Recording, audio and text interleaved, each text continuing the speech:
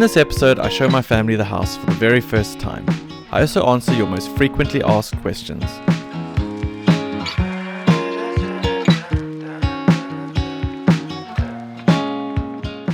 So we're here at the Bush House, and this episode is going to be a very special episode because I am going to be showing my wife and family the house for the first time.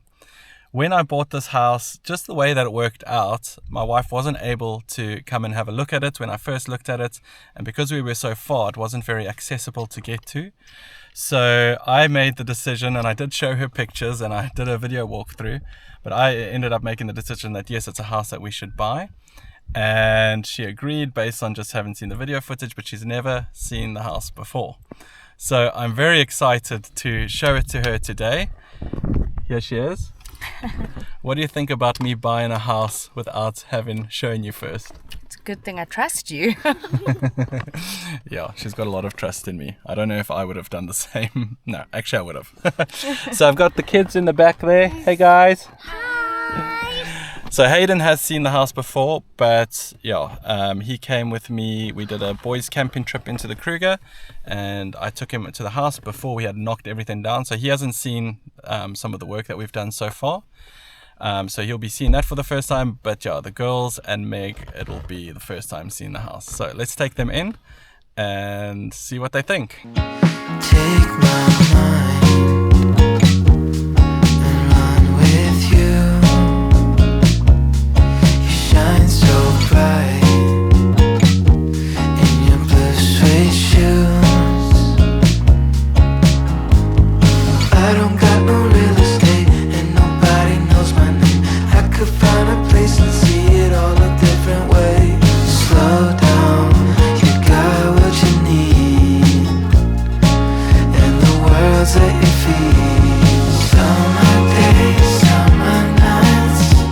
You have the seats around it, Yeah. which is then your dining room, because there's no space for a dining room in it. I think it's big. Wow, it's big. These look big. Is knock this whole wall down and then have a fire pit just here. Oh, that'll be nice, like a step down. Yeah, to so the fire pit. But this is going to be a patio all the way. So this is going to be the So same thing. almost linked with the main bedroom. Walk out to the room. That's going to be a door from that main bedroom. So you can walk onto the patio here, and then And this. you'll also be see the waterhole.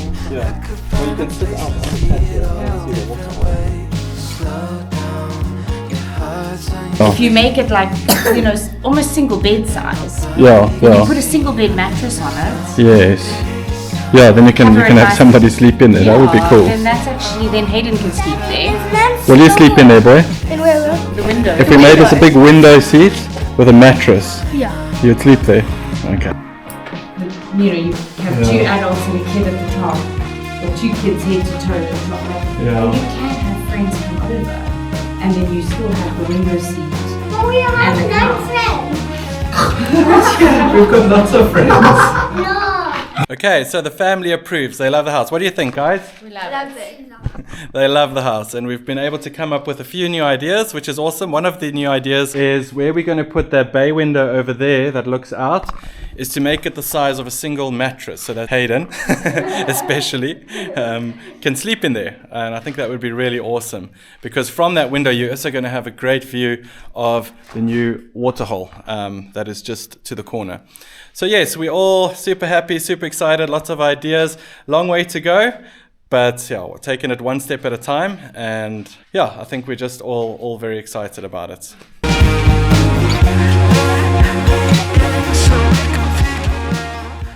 I thought I would sit down and quickly do a Q&A session here. It's the end of the day, and I've just finished working on different pieces on the house, and yeah, the support that I've had on this Bush House build series has just been the most incredible thing to watch. I've had comments, I've had emails, I've had Instagram DMs, I've had likes on all different platforms, and it's been incredible to see somewhat of a community form around this and everybody's excitement, and also hearing stories of other people that are wanting to do the same.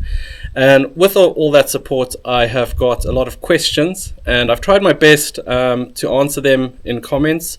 but I thought it would be a little bit cooler if I was able to sit down, go through the frequently asked questions, the ones that come up the most, and just answer them on a video. So here we go.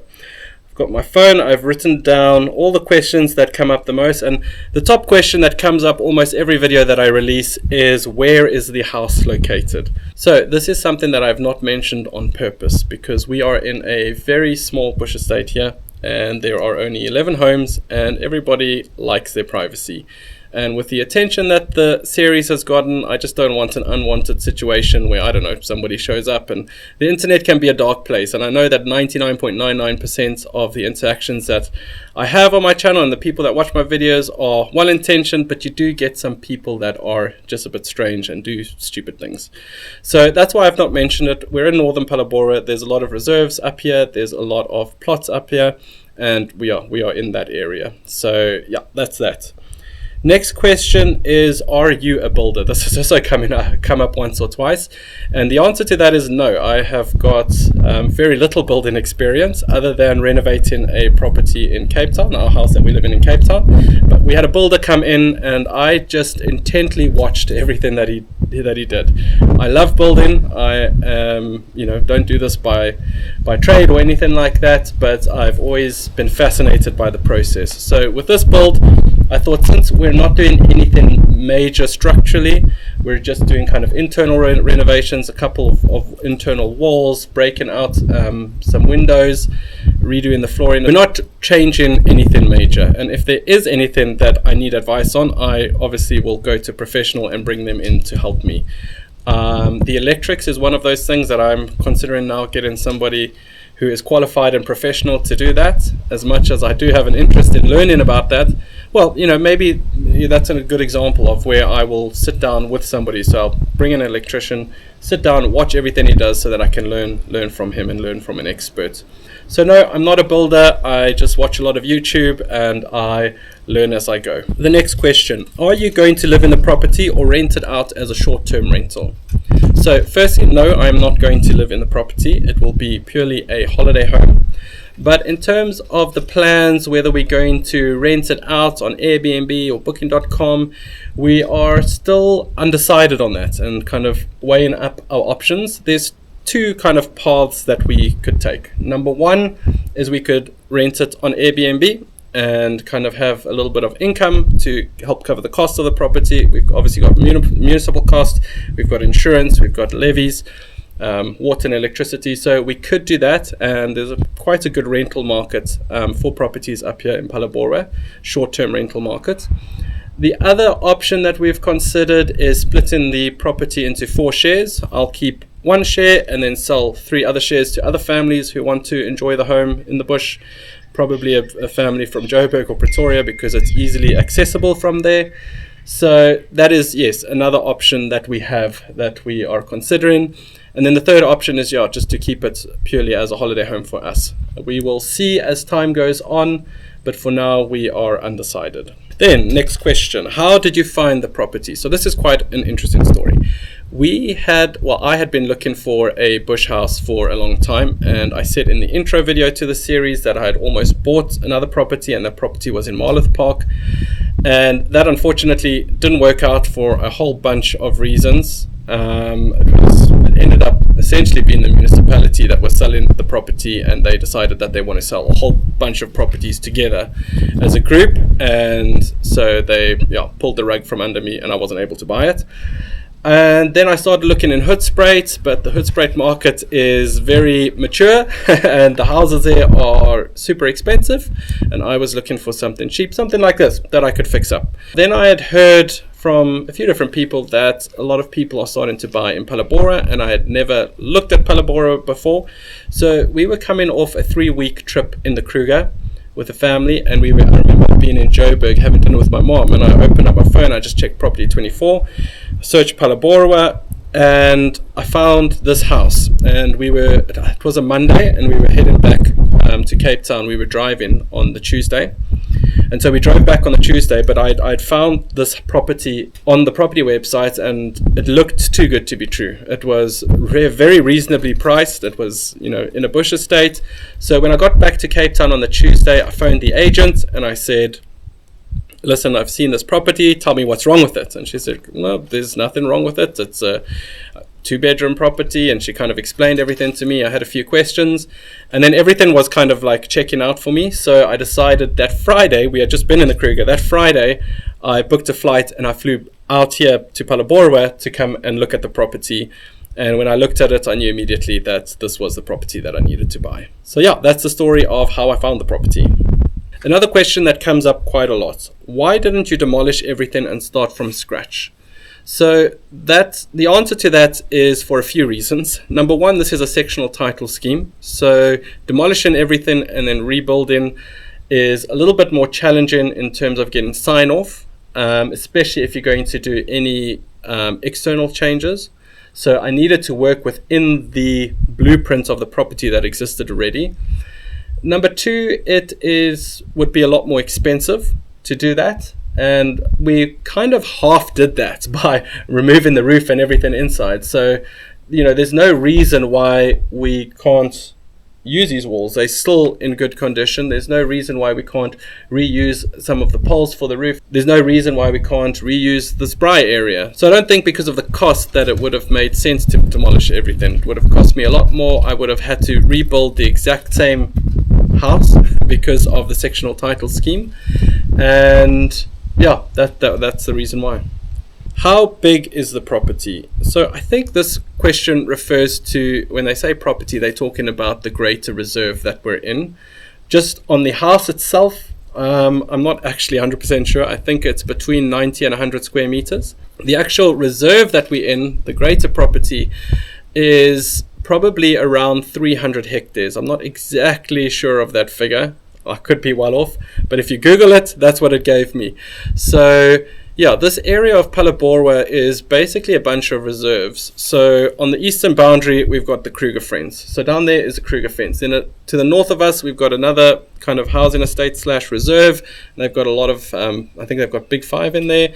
To the south of us, we've got another big property. It's owned by a single property owner, and it also keeps a lot of game.